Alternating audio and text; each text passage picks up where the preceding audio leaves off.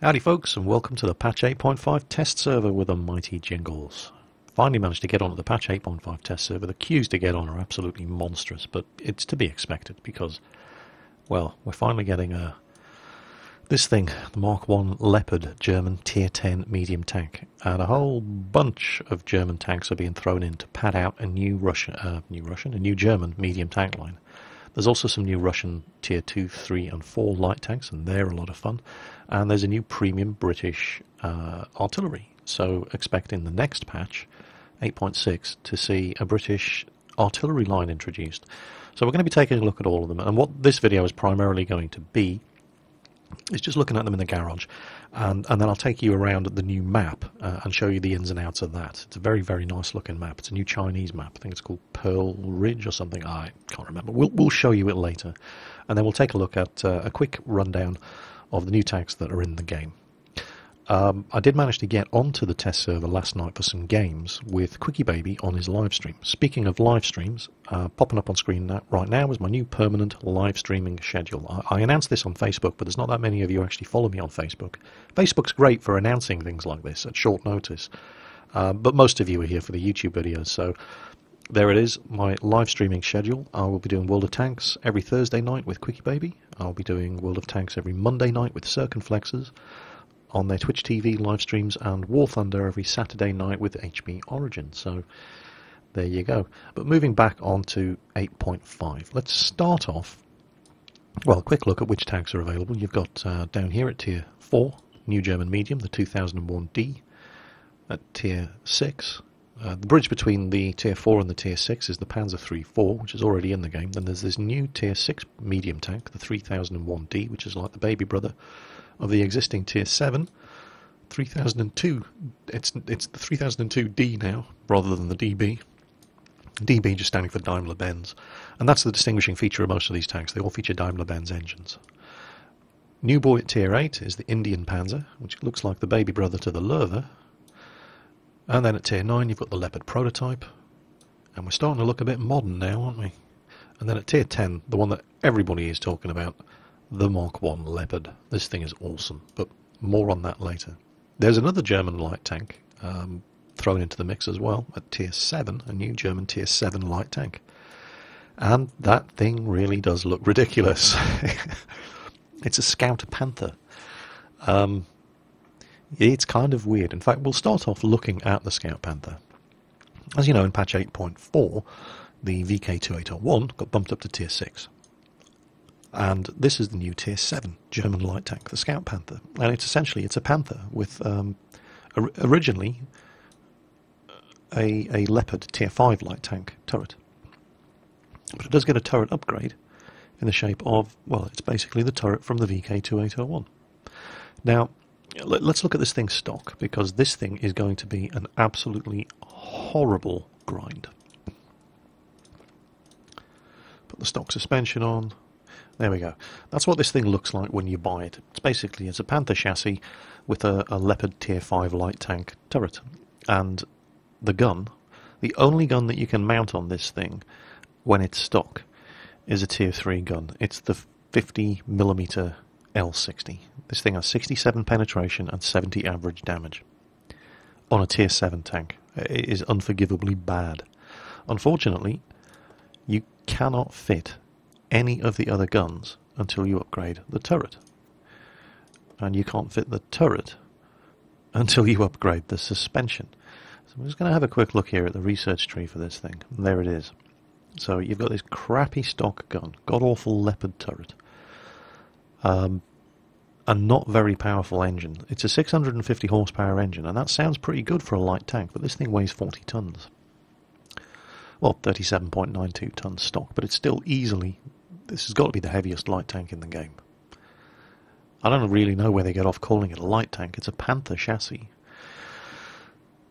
In order to upgrade the suspension, that's going to cost you 8,200 XP, and all that does is allow you to then start grinding the VK2801 turret. But it's a VK2801 turret that is, this is the kicker. Technically, I mean, it even says up here, turret VK2801, but it's the Alpha F version of the turret. It's not the same turret that you get on the 2801 itself. That's the Alpha B turret. So you can't even stick that, and to all intents and purposes, it's exactly the same turret, but they make you effectively research it twice to stick it on the Scout Panther. So you're looking at 8,200 research for the tracks, which allows you to research this turret again for another 5,340 before you can start putting, and you will have already researched these guns. I mean, the 70, why on earth you would ever want to use the 75mm L48, because it's garbage. It's the curse of the Panzer IV and the Panzer III-4. And pretty much your only two real gun choices on this thing are the 105mm derp gun that everybody uses on the 2801 with premium ammo, and this. It's the conish gun, the 75mm conical gun from the VK3601, and it has been buffed. So those are your only two real gun choices, but you've got to go through a hell of a grind to get there, and it is going to be horrible, absolutely horrible, playing this thing stock, because you're not going to have any of the existing upgrades. The tracks are obviously specific to this vehicle, and the turret is specific to this vehicle. So I haven't had a lot of fun playing this thing, I have to say. It has been very, very frustrating. It's one of those vehicles that the whole point of light tanks is that they retain their camo value while they're on the move. But that's only really useful if you've got a decent camo rating in the first place. And with this being effectively a medium tank rebadged as a light tank, it doesn't really seem to have that good a camo rating to begin with. The games I've played with it, and I've played a few, the enemy team seem to have no problems whatsoever spotting me. And 950 hit points, it's a tier 7 light tank. You get brutal matchmaking in this thing. You're in tier 9 and 10 games all the time. Perhaps that's just because I'm on the test server, I don't know, but tier 7 lights, they tend to be in tier 10 games the majority of their time. And with 950 health and 85mm of armour at the most, this thing does not survive too well, and it's not that fast. Like the VK2801, 60 km/h speed limit, but the engine power just isn't really there. The VK2801 already has a reputation, when it was at tier 5, of being the most sluggish of the tier 5 light tanks, and it has a specific power rating of 24.18, which isn't bad, but it's nowhere near as good as the others.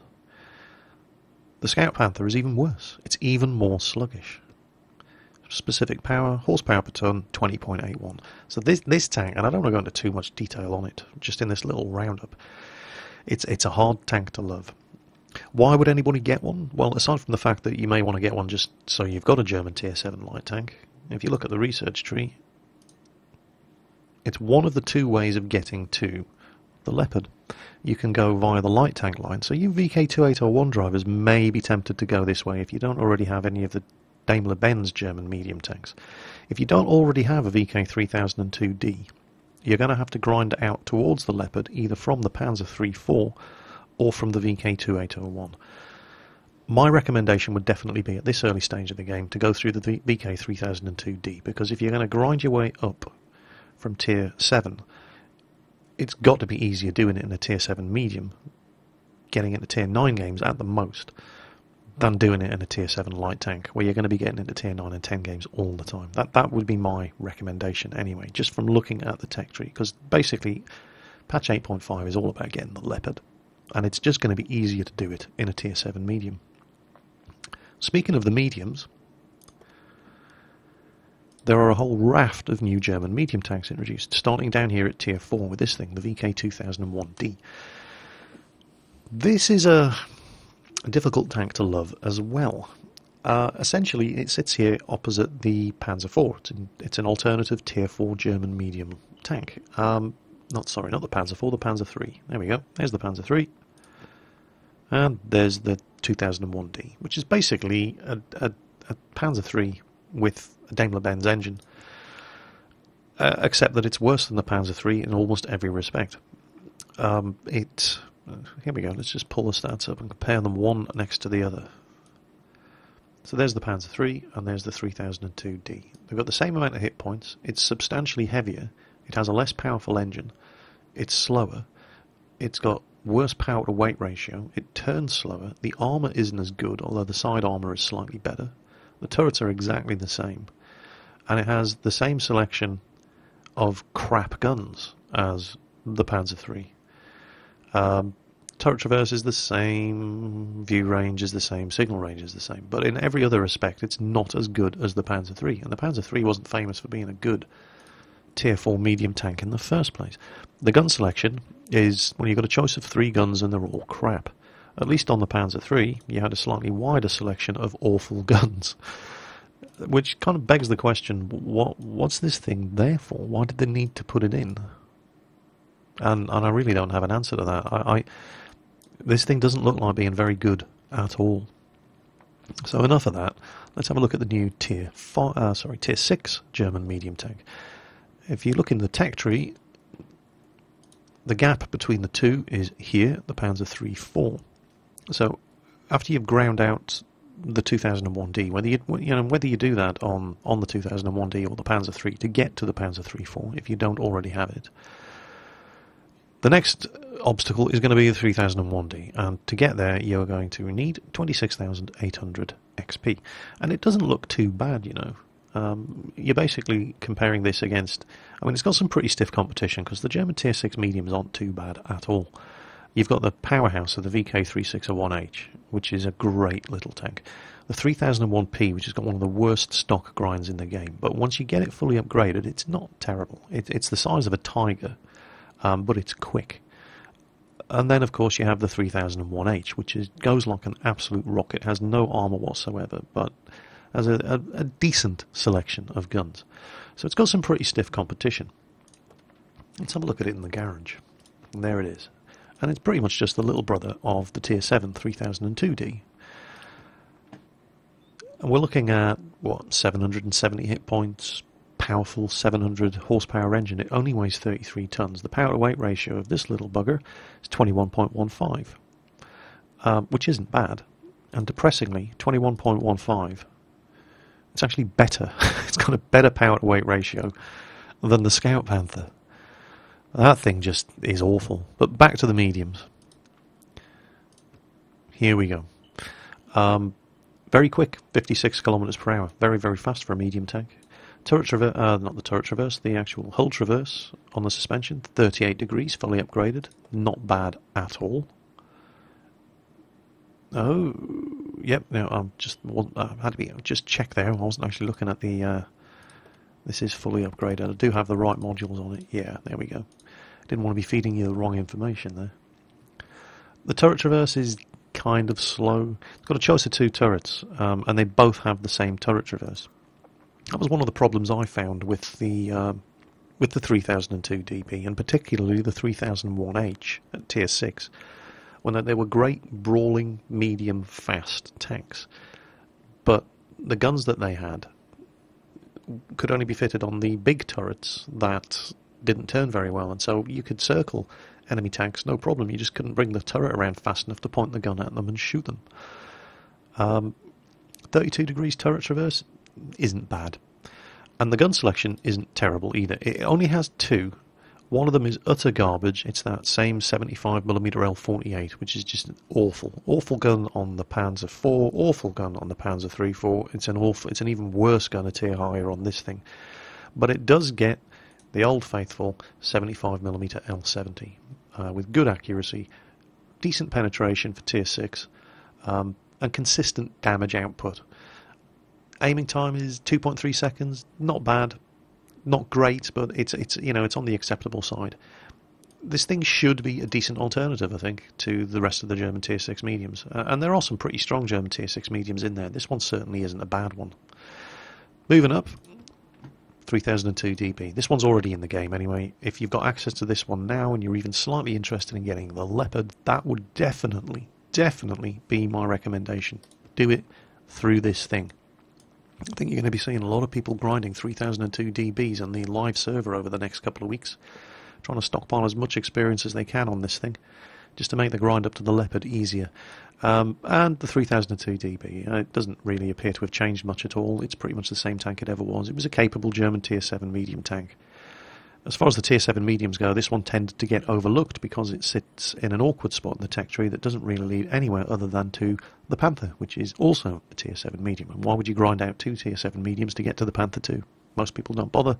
They go for the Panther 2 through the Panther because it just makes more sense.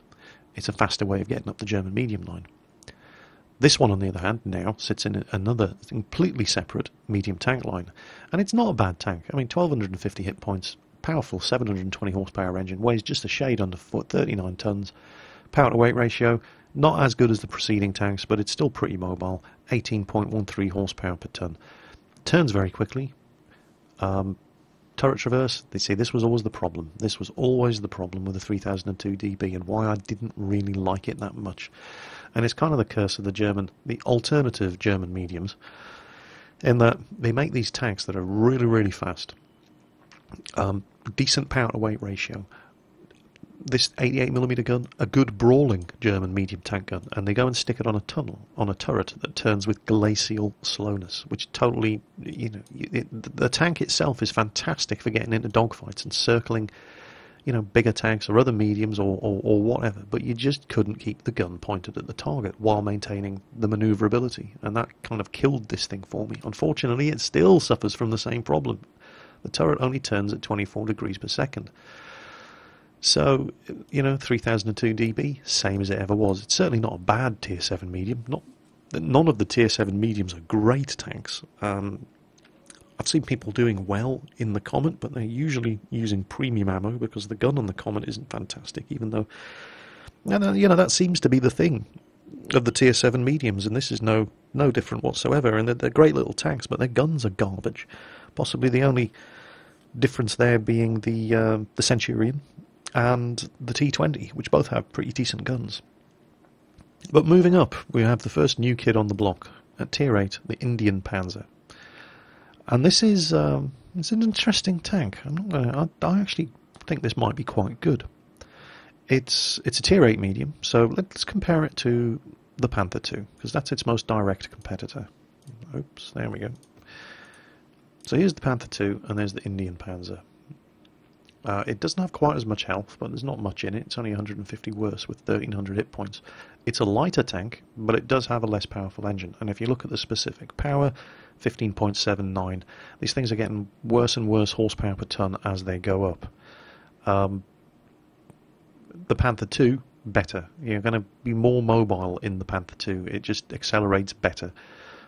The top speed limit, Panther 2's got it beat, 55 kilometers per hour, and it will reach that speed and maintain that speed better than the Indian Panzer does, purely because of the power to weight ratio.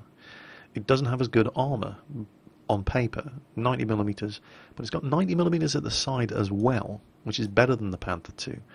And the armour sloping is really, really good. Look at the difference.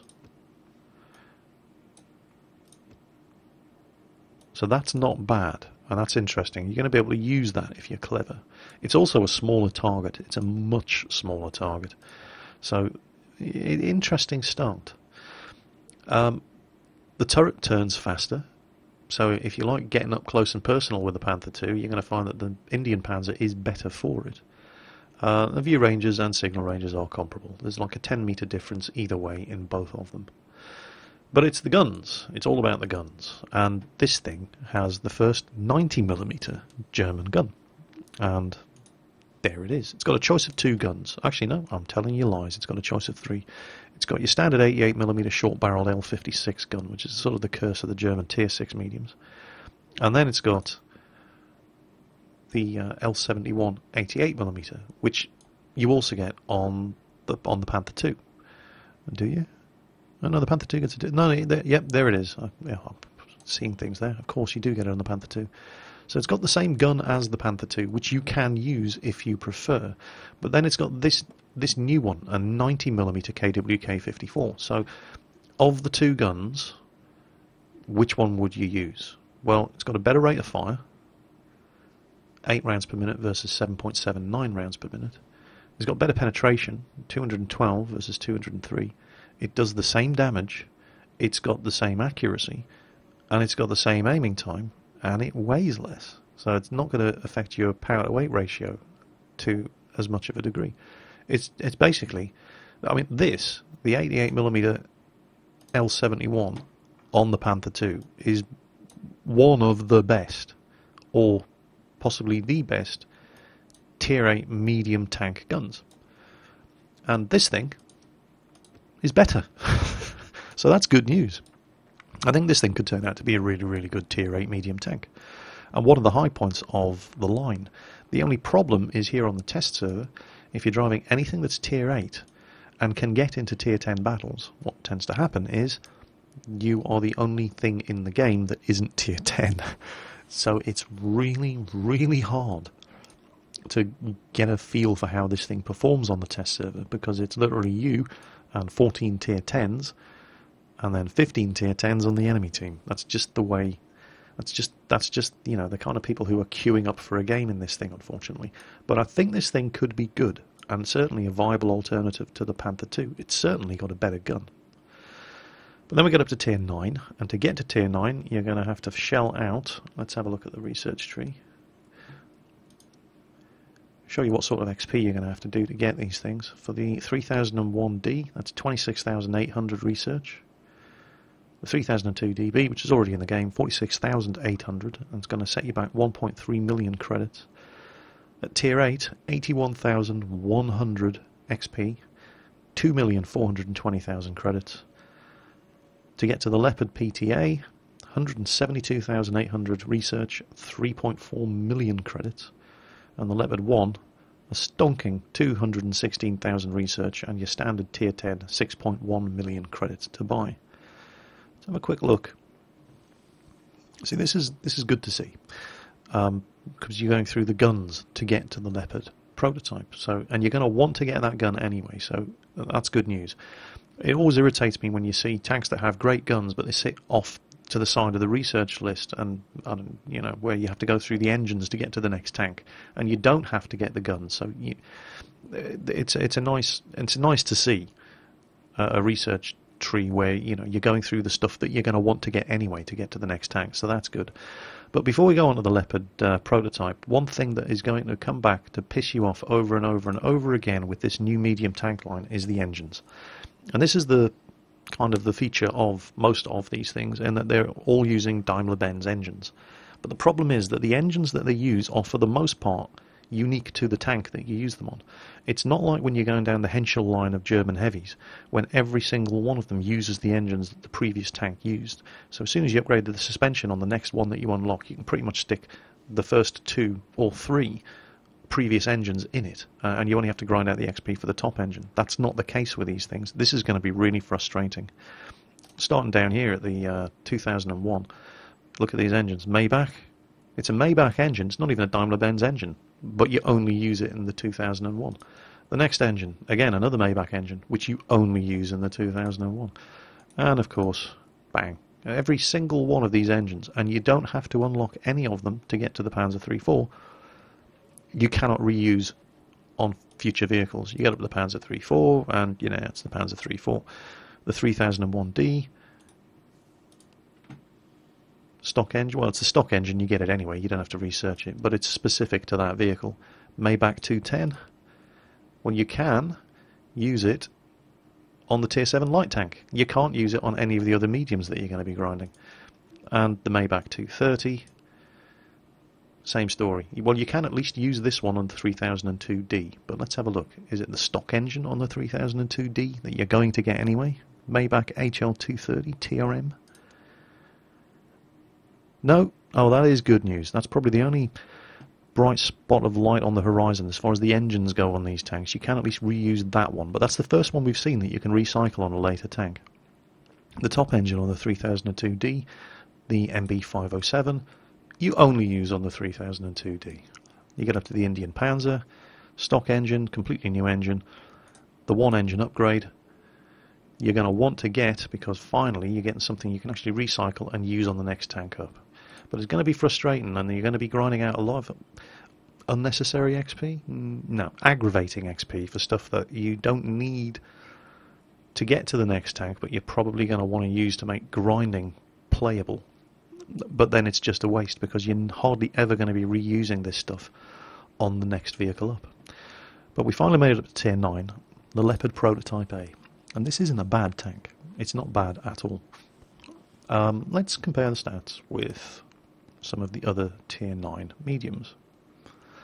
That probably means I'm going to have to go and buy some of them. So I will just stop recording here, go and buy a whole bunch of other tier 9 mediums, and then start recording again and show you the comparison. Okay, welcome back. Here we are. I'm basically going to compare this thing to the E50 because it's its most direct competitor. And the E50 is a great tier 9 medium tank, but it's very distinctly German in style. You know, it's not the most mobile, but it is powerful, reasonably fast.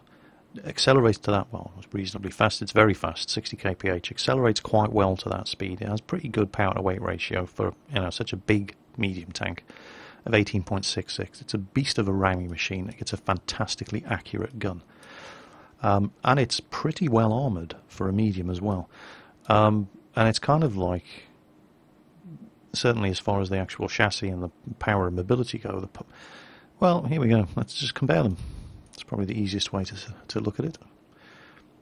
So the Leopard Prototype sits there. It has less health than the E50. It weighs substantially less than the E50. The E50, stick it in any other nation, it would be a heavy tank. It's massive.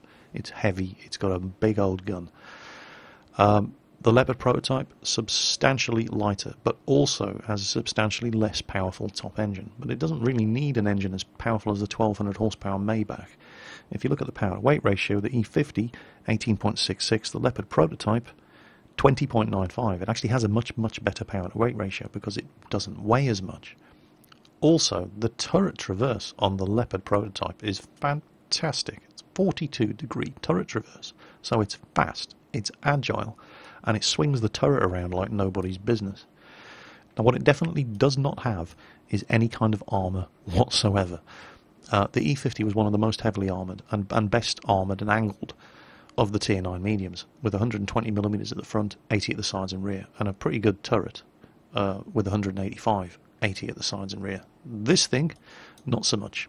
Its strongest armour is 70mm, and that's that bit there at the front, and it's crap. It really, really is crap.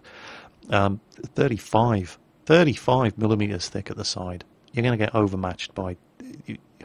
You can't even side scrape in this thing, right? Just don't do it. This thing gets shot in the side, everything's going to penetrate it. Tier 3s can penetrate you from the side of this thing.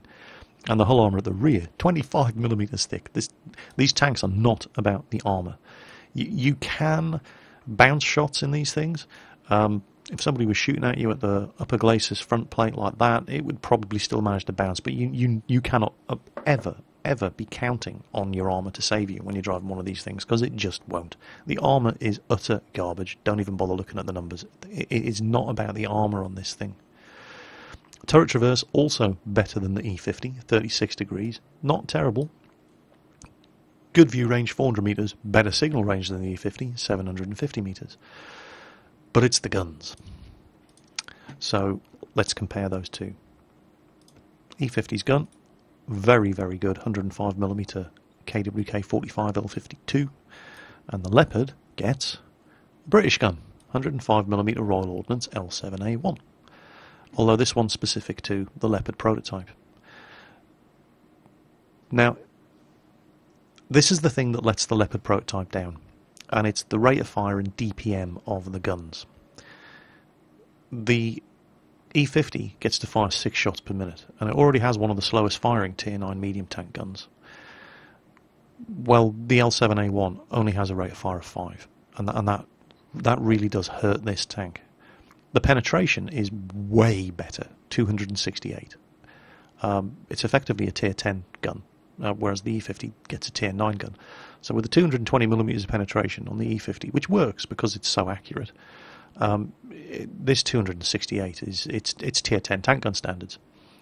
Same damage, same accuracy, same aiming time.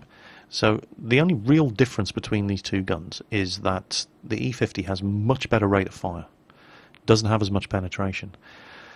But that's what hurts the Leopard prototype. Now, I'm not saying the Leopard prototype is a bad tank. It certainly is not. It's a good Tier 9 medium tank. But it's got no armour whatsoever. It's ridiculously fast, 65 kph. It's very, very agile. It accelerates incredibly well. It turns very, very well. And it's got a fast turning turret. But it's the rate of fire of the gun that hurts it. Because it's all well and good having that punch.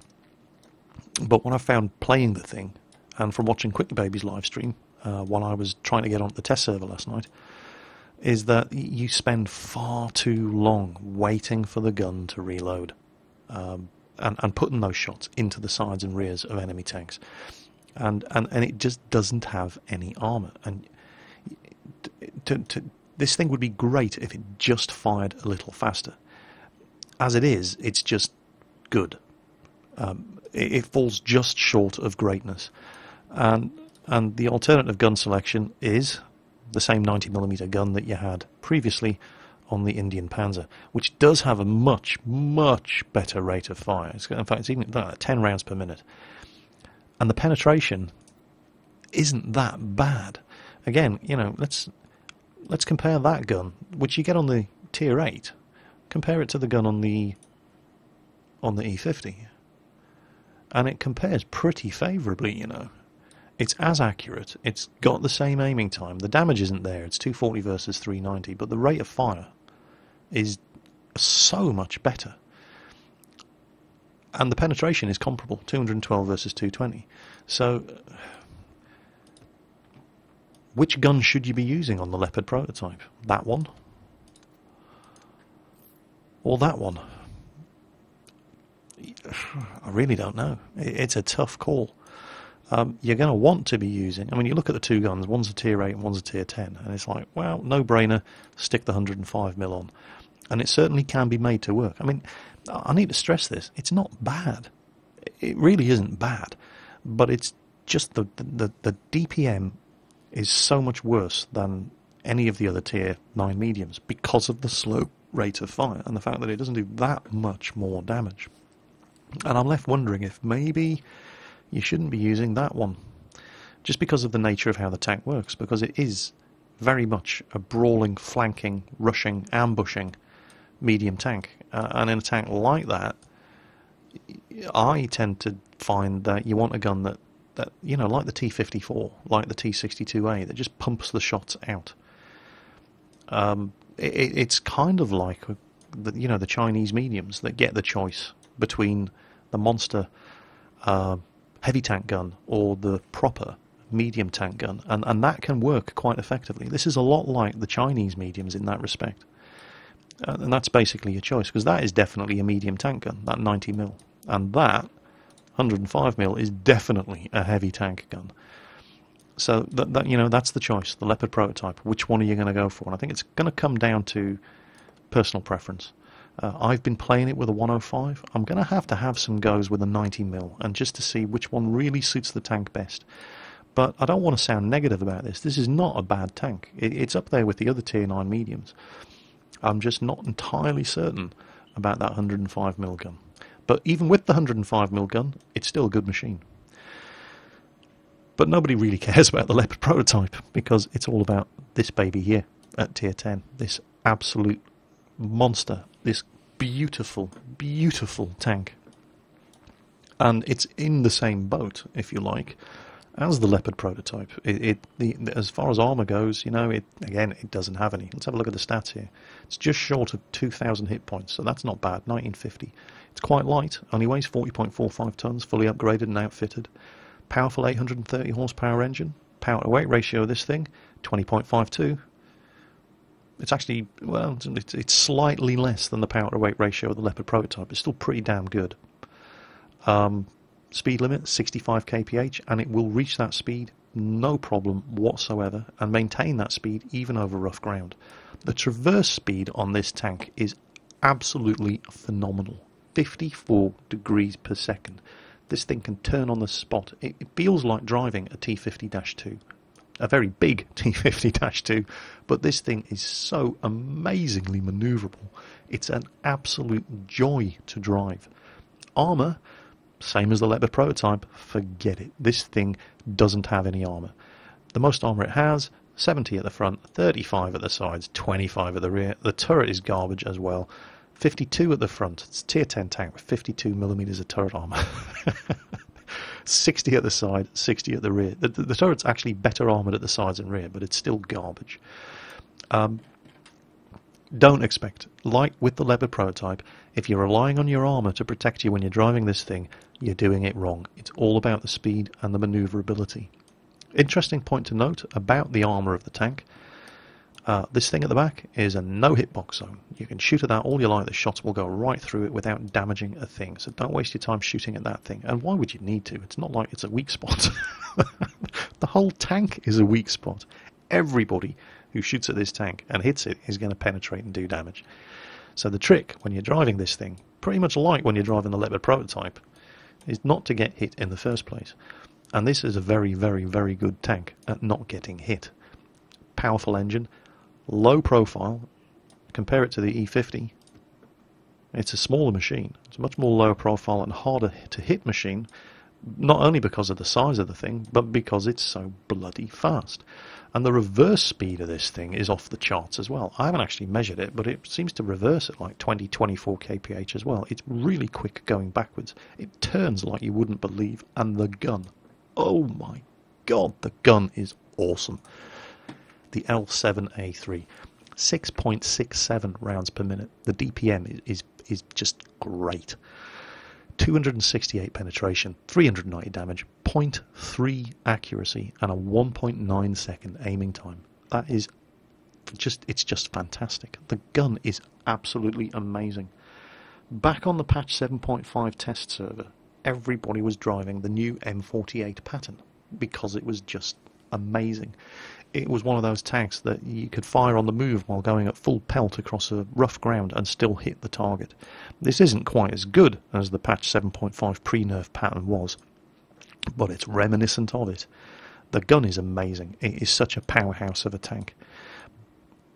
Now, the more cynical among us might be thinking to themselves now, oh yeah, Wargaming are doing it again. They're putting in an overpowered tier 10 tank to force people to pay to convert free XP, to grind all the way up to it, and once everybody paid enough gold to convert their XP, they'll nerf the crap out of it. I don't know. This does actually strike me as a balanced tank, because it's got no armour. Everything that shoots at you is going to kill you. It's potentially possible for this thing to be one-shot killed by an FV215B183 firing Hesh ammo. Hesh is going to wreck this tank. No armour at all. It's always going to penetrate and do full damage. The trick, of course, as I've already stated, is not getting hit in the first place. And it's a very, very good tank for that. I've had so much fun driving this thing. Even the games that I've lost and not done well in, I've had fun. Because it's just so much fun to drive. It is an absolute beast of a machine. And it can take a vertical stabilizer. And while I was on Quickie Baby's live stream last night, we actually discussed this. With a 1.9 second aiming time, do you even need a vertical stabilizer? And I think it's going to come down completely to personal preference.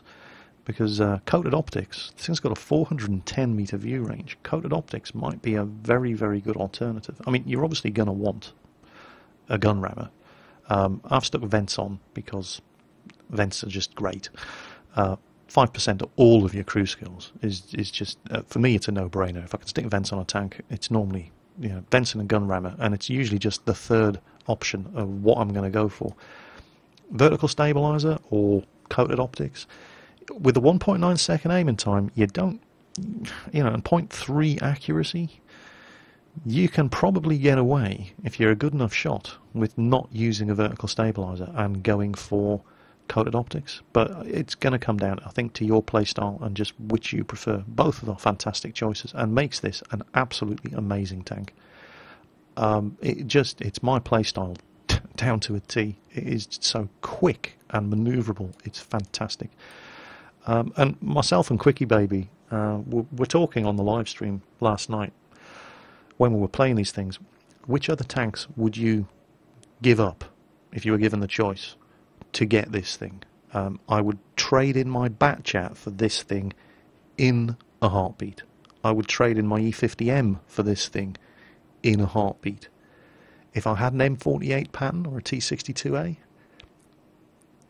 probably keep those and just grind this thing out the hard way. But if you turned around today and said, you can have one of these if you give up one of your tier 10 mediums, kiss goodbye to the Batchat and the E50M, no question. This is just amazing fun. But the German mediums are not, and the new German light tank as well, of course, are not the only new kids on the block. There are some new Russian tanks. Russian light tanks, there you go. And there's 3 of them. There's one at tier 2, one at tier 3, one at tier 4. There's the T60, and these are all weird little smart car Russian tanks with the turrets mounted off to the side. So there's the T60, there's the T70, and there's the T80. That's the only one I've actually played a few games in. They're not as fast as the other line of Russian tanks. I'll show you them in the tech tree. Here we go.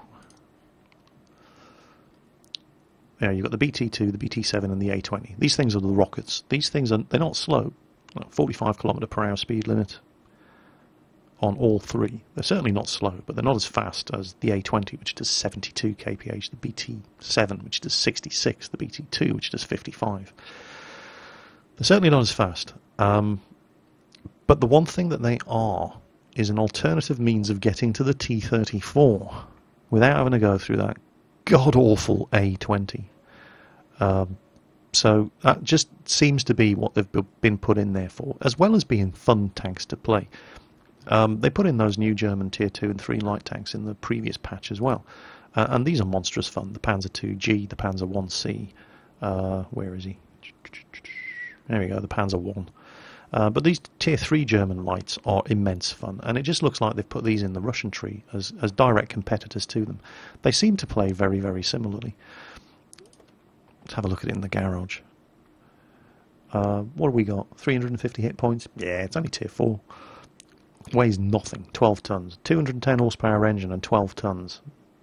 Gives you a power to weight ratio of 17.47, so they're not actually that powerful.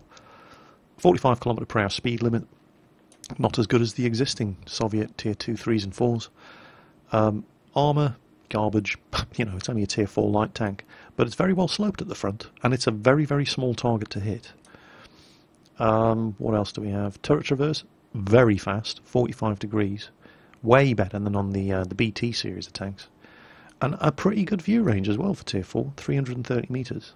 And, you know, your usual absolutely garbage low-tier Russian radio signal range. But this thing has a gun elevation. This thing is practically an anti-aircraft gun. I shit you not, right? That gun can point up here. It is absolutely ridiculous. And because of where the turret's mounted and that frontal slope, they actually have very good gun depression in a distinctly un-Russian way too. Gun selection.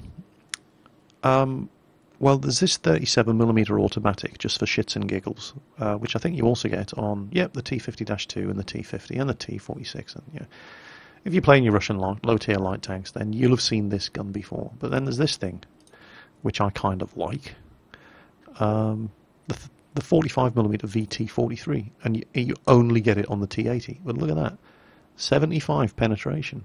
It's not bad. 55 average damage and 28.57 rounds per minute. It's also pretty accurate, 0.34. And look at the aiming time, 1.7 seconds. That is a really, really good gun.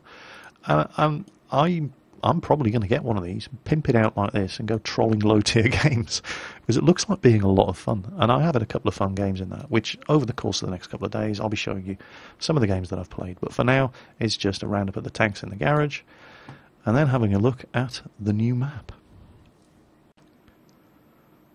So, here's the new map, Pearl River. And the first thing I wanted to do was experiment to see if I could find a way to break the map.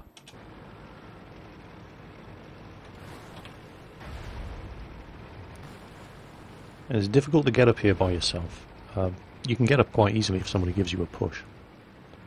But if you're fast enough and you have enough weight behind you, you can rely on inertia and momentum to push yourself up there. Because I wanted to see if you could get across this bridge, and this mountain completely dominates, this hill completely dominates the middle of the map. And if you could get scouts up onto there, as you're going to see when I explore the rest of the map, it would be a very, very powerful spot to get into. Unfortunately, as you're going to see, you can get up here, but it's pretty useless. Because you can't really do anything when you get up here. So I was trying to get up here to use it as to see if I could get around and spot for the team. There's one of the start areas. I do like this map, it has to be said. I think it's gonna it seems to be one of those maps that forces you to fight. Because there are two ways around. If you follow the cursor, you can go around this way and get into a massive gun battle, or you can go around through the town here, where it's slightly more open, but you will get into a massive gun battle, because it's actually quite a small map. And the second you come around this corner, you're engaged. The second you come around that corner, you're engaged. And it's the same on the other side. So you can see why I wanted to try to get up onto this hill here, because it would be an amazing position for scout tanks. Unfortunately, it was not to be. So I wasted quite some time trying to get into a decent position to get around into those buildings on the side of the hill to see if I could get into a spot where I could scout out anybody coming around the other way, but it just doesn't seem doable. So it was a good idea, but it was fun trying. Managing to get over that bridge was fun, but unfortunately it was not to be. The map can't be broken that easily. So enough messing around. Here we go. Let's give you an overview of the actual map itself. So here is the green flag starting area, and when you come around here, it's literally, there's the starting point, and bang, this is where the fighting begins. The second you come around this far, you're already getting shot at by the enemy team. It's a bit like Province, except, you know, there is cover. And you've got these narrow fields of fire down between these buildings. And there are such almighty tank battles. When you play this map, there are such incredible tank battles happen right around this spot. You've got these narrow fields of fire through these buildings, and people trying to use them as cover and then pop out and take their shots. And you're going to have the mediums and the lights trying to flank around that side. Show you more on that later. And bang, and there you go. That's how close the enemy capture point is.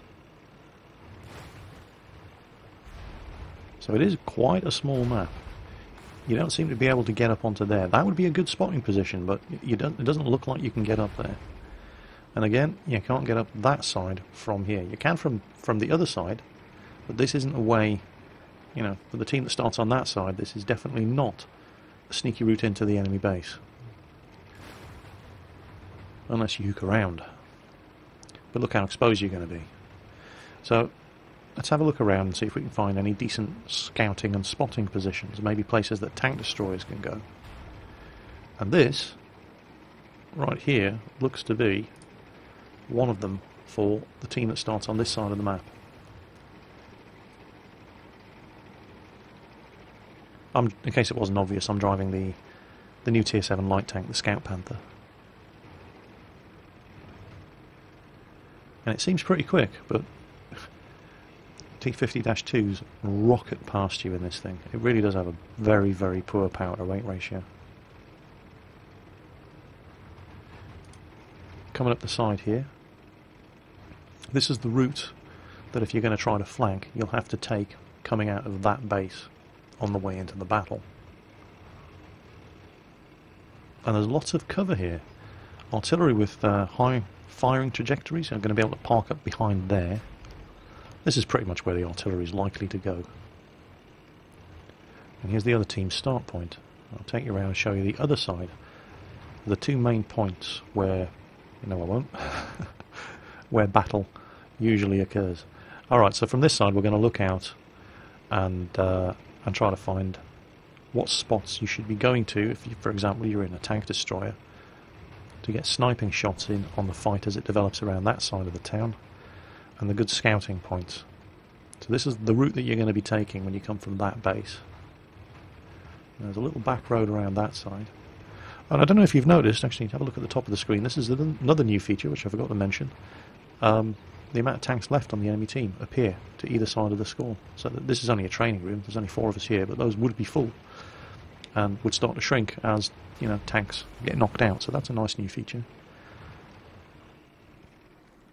Now this spot here, not so good for scouts, better for tank destroyers, because you can hide yourself behind this line of bushes. As you can see, you can't actually see through them because there's a second line of bushes in front. You have to get right up close. So tank destroyers sitting in these bushes here, you can get shots from here into where the fight's going to be over there in the town. But scouts sitting there might be a better idea.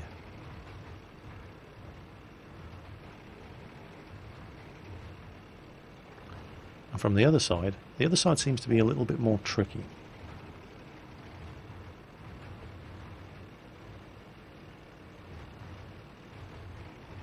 From the other side, you start off the flag's just around the corner here. And the best thing to do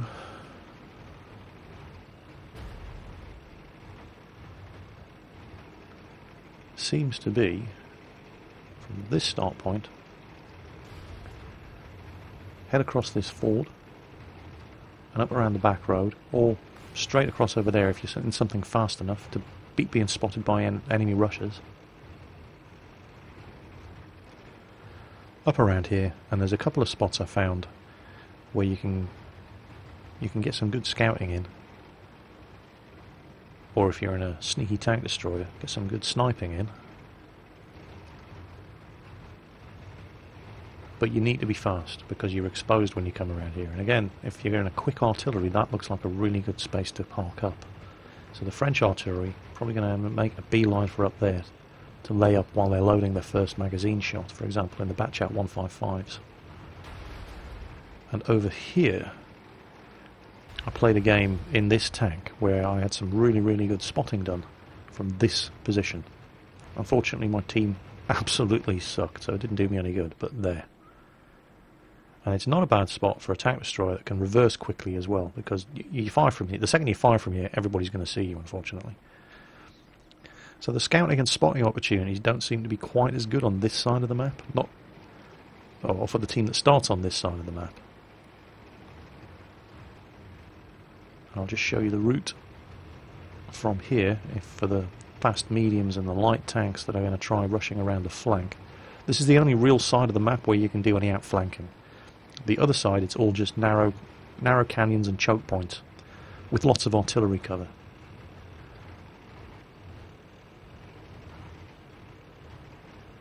Now you can outflank around here, but it's pretty exposed.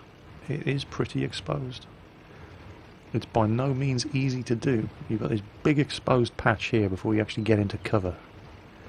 And by then, of course, they all know you're coming. And look at all these outcrops that anybody could be hiding behind. There are going to be such amazing gunfights going on in these. I don't want to call it a canyon, but you know what I mean. And this is your route into the artillery park, if you survive. And you can probably expect enemy artillery to be camping here. Shielded from direct line of sight. I must admit, I do like this map. It kind of forces you to fight. There isn't anywhere you can really hide on this map. You come out at the start point, you turn a corner and bang, you're in combat. And I think that's great. It's definitely a map that favours tanks with lots and lots of strong frontal armour.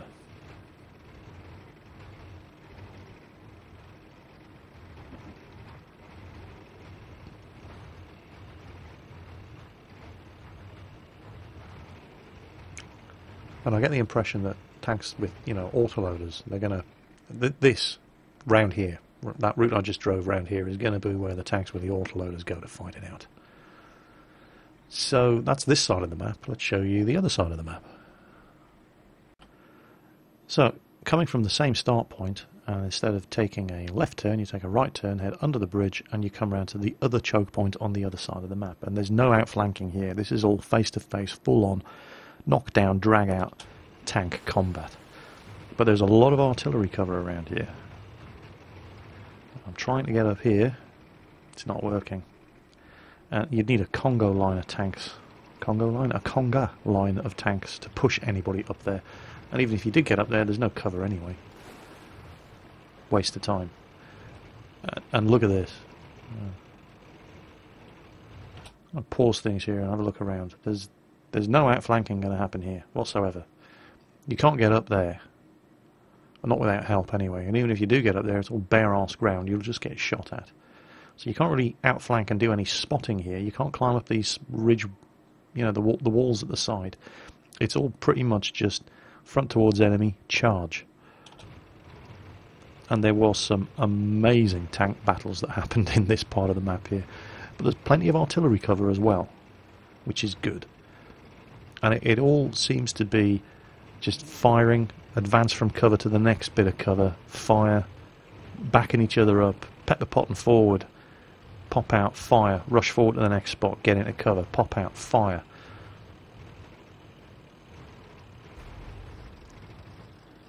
And as soon as you get through here, bang, there's the enemy base.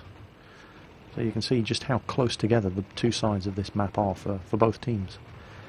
There's no hiding here.